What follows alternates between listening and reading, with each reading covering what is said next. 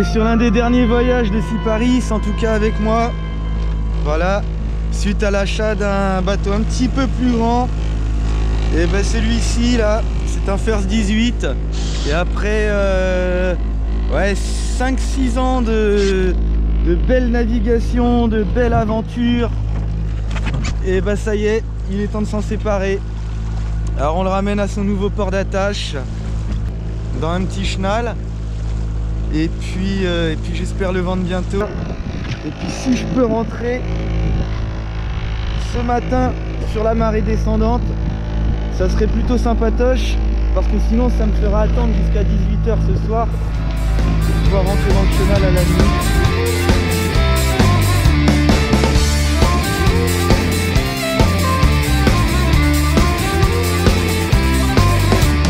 Et s'il me prend l'envie de partir en balade, de passer le grand pont qui mène à la Tremblade, remonter le canal jusqu'au port de la Grève, regarder le chenal qui descend ou se lève. Bon bah ça fait quelque chose quand même, c'est pas rien.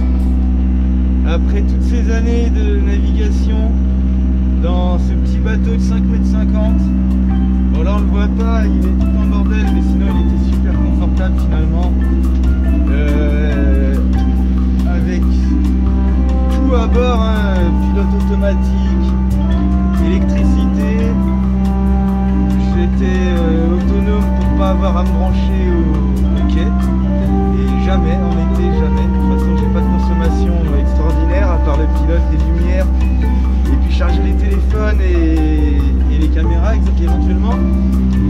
Et puis ensuite au niveau navigation, pareil, c'est un bateau qu'on a super optimisé pour la navigation en solitaire, avec toutes les commandes au cockpit, avec des voiles à embrayer, mais un petit système tout simple, hein, avec des voiles qui possèdent leur propre ralingue.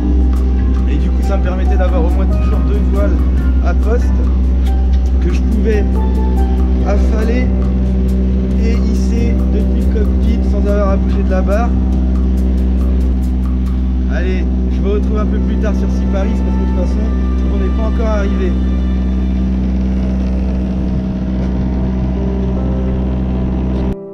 Moi qui pensais aller au mouillage, et bien finalement je suis rentré dans un petit chenal, celui de Chaillette, et nous voici au ponton d'un restaurant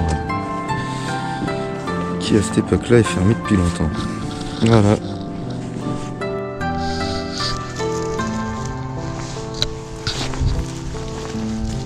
Alors maintenant qu'on est là, il n'y a plus qu'à attendre au moins 4 ou 5 heures que la marée descende et remonte un peu. Et puis de toute façon je me suis arrêté quand ça voulait plus avancer, donc je suis arrivé de justesse, donc c'était parfait. Et puis voilà, au moins on profite un petit peu des marées.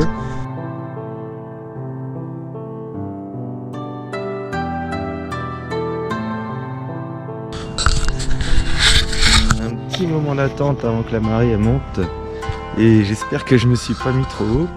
Mais en même temps, je suis arrivé là, c'était la fin de la 3e heure de marée. Bon, ça veut dire que normalement, au pire, 2 heures, 2 heures et demie avant la marée haute, je devrais pouvoir sortir d'ici. Parce que les marées vont en descendant, les coefficients baissent. Voilà, donc ici c'est la vie ostréicole.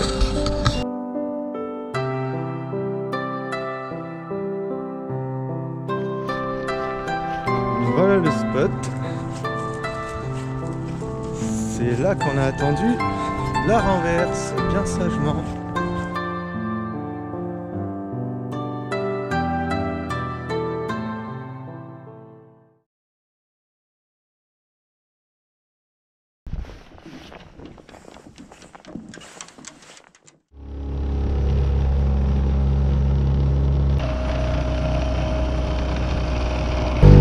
On arrive vers la destination finale, au fond des marais. Alors là par contre c'est dur parce que l'eau elle bouge pas d'un poil. Alors c'est difficile à avoir vraiment le bien de passage quoi.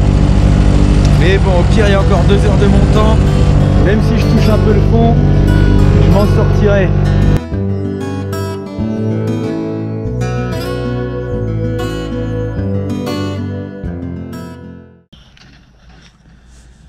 On est là. En attendant que la marée monte un peu pour aller mettre le bateau là-bas. Et on est bien.